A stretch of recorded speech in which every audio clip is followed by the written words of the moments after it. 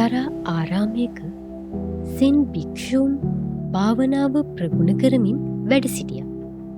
එහි වැඩ සිටි ශිෂ්‍ය භික්ෂුවක් වරක් තම ගුරුවරයා හදිස්සියෙම හමුවෙලා මෙසේ කිව්වා.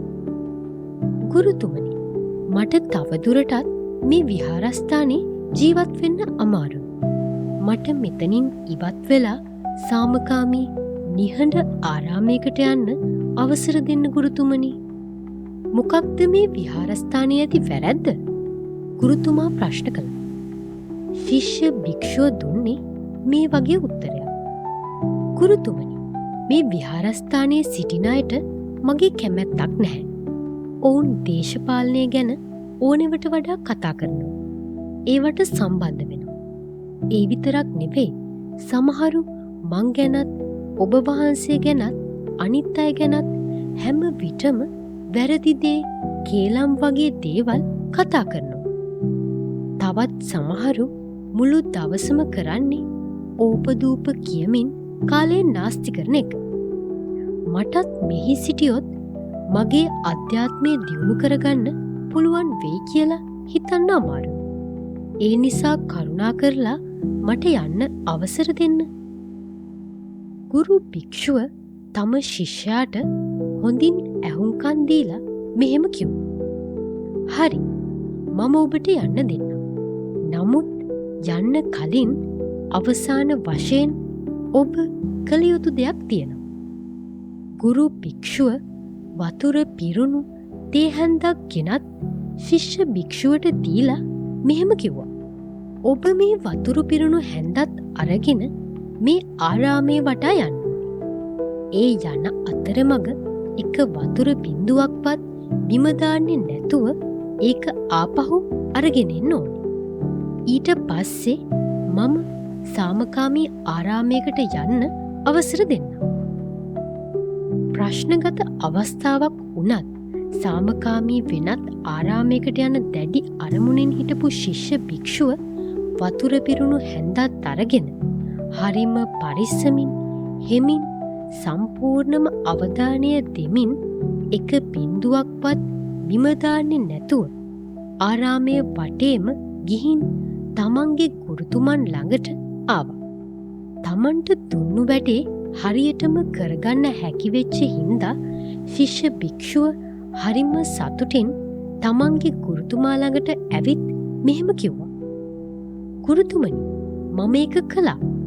මම වතුර පිරුණු හැන්ද ආරාමයේ වටේට ගෙනිච්චා. ඒකෙන් එක බිඳුවක්වත් බිම දාන්නේ නැතුව. දැන්වත් කරුණා කරලා පොරොන්දුණු විදියටම මට සාමකාමී ආරාමයකට යන්න ඉඩ දෙන්න. ගුරු හාමුදුරුවෝ hina වෙලා මෙහෙම කිව්වා. හරි, පොරොන්දු විදිහටම ඔබට යන්න නිදහස තියෙනවා. නමුත් යන්න කලින් මට එක දෙයක් කියන්න.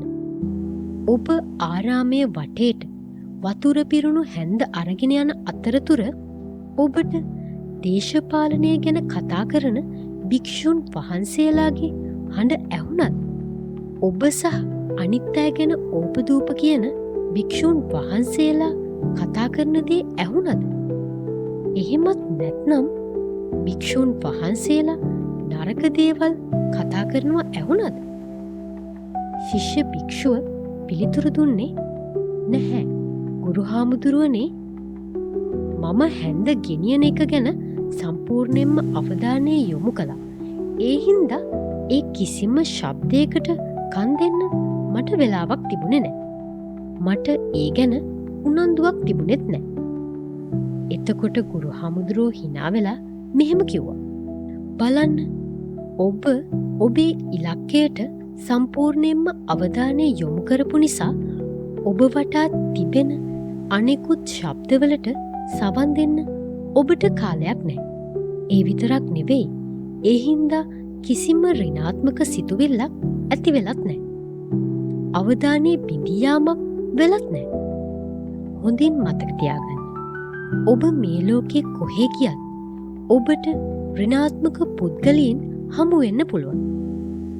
ඒත් ඔබට පුළුවන් නම් ඔබේ ඉලක්කය අරමුණ කෙරෙහි සම්පූර්ණයෙන්ම අවධානය දෙන්න ඒ සියල්ල ඔබට බාධාවන් නොවේ. ඔබ අනිත් අයගේ හැසිරීම වචන කෙරෙහි වැඩියෙන් අවධානය යොමු කරන තරමට ඔබට ඒ දේවල්ම දකින්නට, අහන්නට, විඳින්නට සිද්ධ වෙනවා. ඔබ එතකොට ඔබේ සැබෑ අරමුණෙන්, ඉලක්කයෙන් ඉවත් වෙලා වෙනත්ම පැත්තකට යනවා. ගුරුතුමා කියපු දේවල් ශිෂ්‍ය භික්ෂුවට තේරුම් ගියා. ඔබ මොහොතක් සිතන්න. ඔබටත් පුළුවන් නම් ඔබේ සැබෑ ඉලක්කය ගැන, ඔබේ අරමුණ ගැන විතරක්ම අවධානය යොමු කරන්න. ඔබ වටා ඇති සියලු ඍණාත්මක පුද්ගලයන්ගේ ශබ්ද නිකම්ම ඔබ වටා තියෙන හුදු ශබ්දයන් විතරක්ම බවට පත්වේවි. සිහින දකින්න. ඒවා ලබා ගන්න මහන්සි වෙන්න. සුබ දවසක්.